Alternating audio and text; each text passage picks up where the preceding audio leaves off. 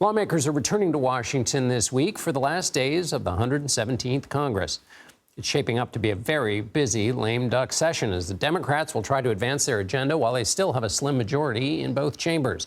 Republicans will take control of the House in January.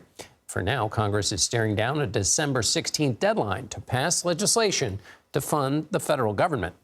CBS News congressional correspondent Scott MacFarlane joins us from Washington to help us figure this all out. Scott, let's start with the first thing Congress has to do, which is keep the lights on.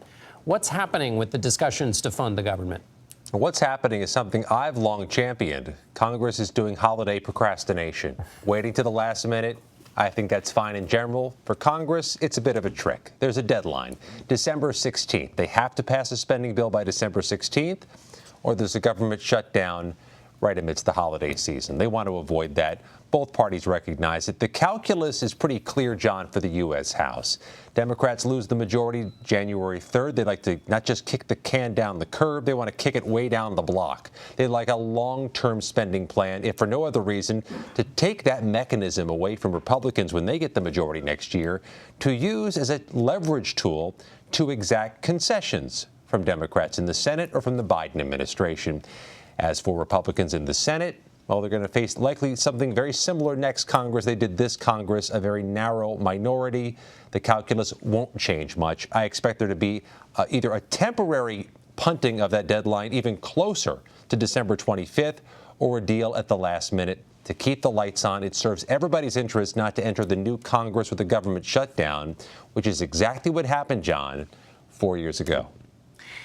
So all of that work has to be done, and the jockeying has to take place on that, Scott. But then there's also, in the Senate, there are two pieces of legislation, one on same-sex marriage and one on reforming the electoral system. How do those plates get spun in the air between now and the end of the 117th? Very quickly, because time is running short.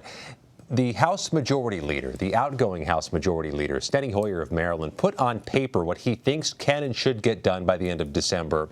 And those were two pillars of his list: getting the Respect for Marriage Act passed to strengthen protections for same-sex marriages, and the Electoral Reform Act, which would otherwise be obscure. It's making more firm, more clear what's supposed to happen on the January 6th after a presidential election, how votes are certified, and the ministerial role a vice president holds. It would be firmed up, presumably not just to make it less likely we'd have a recurrence of January 6, 2021, but, and this is important, John, it would raise the threshold for how many members of the Senate or House would have to be part of any challenge to gum up the works or to challenge the electoral count of any state. Raising the threshold makes it harder to do. They want to get this done while the Democrats hold the House and the Senate. The outlook's less clear come January.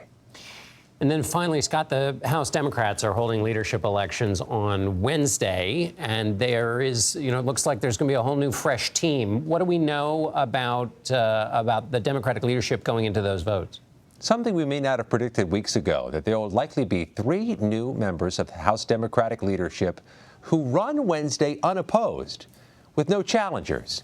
Hakeem Jeffries, the 10-year congressman from New York, likely to be the House Democratic leader. Catherine Clark from suburban Boston, likely to be the House Democratic whip, and Pete Aguilar, who gained some amount of fame over the past year from that January 6th committee on which he sits, to be the number 3 House Democrat. But just nobody vying for those positions openly or publicly with time running short.